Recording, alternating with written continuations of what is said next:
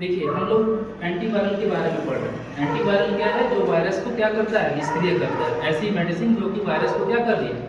निष्क्रिय कर रही है। पहला जो एंटीवायरल ड्रग्स पढ़े थे एमेंटाडिन हाइड्रोक्लोराइड, वो क्या कर रहा था?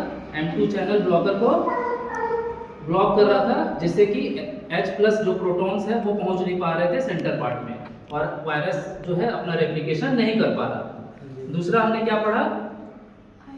आइडोजुराडिन। क्या पढ़ा हम लोग? आइडोजुराडिन। आइडोजुराडिन क्या कर रहा है? आइडोजुराडिन ऐसी दवा है जो कि वायरस की किस पे असर कर रहा है? डीएनए पॉलीमरेज पर। किस पे असर कर रहा है? डीएनए पॉलीमरेज पर। डीएनए पॉलीमरेज पर असर कर रहा है, और क्या कर रहा है कि वायरल के जो जीनोम बन रहे हैं वो डिफेक्टिव बन रहे हैं। वायरल के जीनोम कैसे बन रहे हैं? डिफेक्टिव बन रहे हैं। ठीक है। और इससे क्या हो रहा है कि वायरस का अगर नया नया रेप्लिकेशन हो भी रहा है तो वो बहुत ही कमजोर है। अगर वो बाहर आएगा भी तो क्या होगा? आपकी इम्यूनिटी से वो खुद क्या हो जाएगा? खत्म हो जाएगा। समझ में आया बात? तो ये दो तरीके से हम लोगों ने जाना। तीसरा जो ड्रग्स है आज आपका, क्या नाम है? एसाइक्लोविर। तीसरा ड्रग्स क्या है आपका? एसाइक्लोविर। एसाइक्लोविर क्या करता है? एक ऐसा वायरस है जो कि आपके बॉडी के 3 पार्ट पर असर करता है। ठीक है ना? इसकी जो कैटेगरी आती है वो 3 तरह की कैटेगरी आती है। एक होती है HSV1 और एक क्या होती है? HSV2, और तीसरी क्या होती है? वर्जिला जोस्टर। तीसरी क्या होती है? वर्जिला जोस्टर। तो जो HSV1 है मतलब हर्पेस सिम्प्लेक्स वायरस। HSV का मतलब क्या होगा? Herpes simplex virus. HSV1 हुआ। HSV1 अगर हो जाएगा किसी को तो क्या होगा? आपके जो ये पार्ट है, माउथ वाला पार्ट है, ओठ वाला पार्ट है, ये वाला जो पार्ट है, ठीक है ना, ये वाला जो पार्ट है, या आई के वाला पार्ट है, या नोज के पास वाला पार्ट है, थोड़ा नजदीक से दिखा दो, ये रेडनेस जैसा आ जाएगा। और रेडनेस कैसा होगा? सेंटर में उसके व्हाइट जो है शेप जैसे होंगे, ओवल शेप के जैसा स्ट्रक्चर होगा। ईचिंग होगी यहाँ पर, आपका इन्फ्लेमेशन भी होगा। क्या होगा? इन्फ्लेमेशन भी होगा, बॉडी का टेम्परेचर ही बढ़ेगा। तो यानी आपके आई वाले पार्ट में, नोज वाले पार्ट में ये क्या होता है? HSV1 काम करता है। HSV1 के कारण ये प्रॉब्लम होती है। ठीक है। दूसरा होता है HSV2, हर्पेस सिम्प्लेक्स वायरस 2। ये आपके प्राइवेट पार्ट्स में होता है। कहाँ होता है? प्राइवेट पार्ट में, यानी जहाँ पेशाब निकल रहा है उस रास्ते में होता है, लैट्रिन जहाँ हो रही है उस रास्ते में होता है। इसी तरह से दाने दाने होंगे, छुएंगे तो आपको वहाँ पर रुकड़ा जैसा क्या होगा? महसूस होगा। तो जब आप एसाइक्लोविर दवा खाते हैं, कौन सी दवा?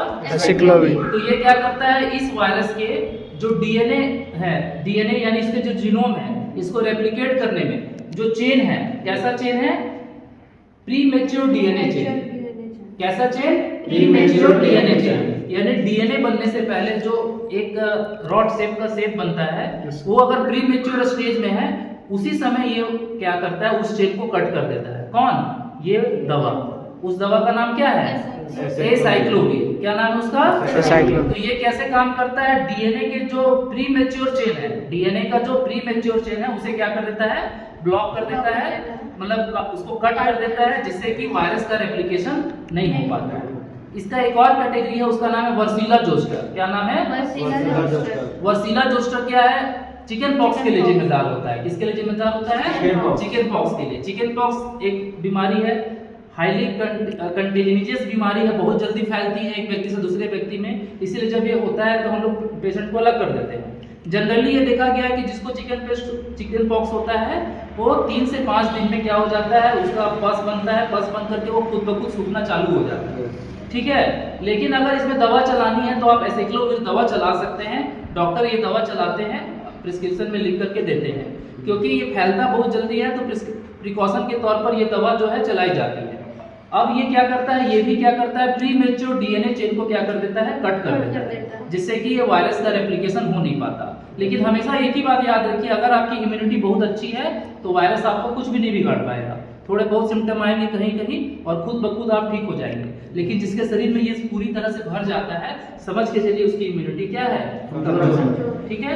इसका अगर साइड इफेक्ट की बात की जाए तो नौसिया होगा, मतलब आपको नौसिया जैसा लगेगा, हेडेक लगेगा, और अगर लंबे समय तक बिना डॉक्टर की सलाह के आप प्री सेल्फ मेडिकेशन लेते हैं तो आपका इसका रीनल टॉक्सिसिटी हो सकता है, मतलब आपके नेफ्रॉन क्या हो सकते हैं? डैमेज हो सकते हैं। तो ये इसका क्या हुआ? साइड इफेक्ट हुआ। तो ये क्या है? एंटी हर्ज एजेंट के बारे में आज हमने पढ़ा, जो कि एंटीवायरल का कौन सा कैटेगरी था? तीसरा कैटेगरी।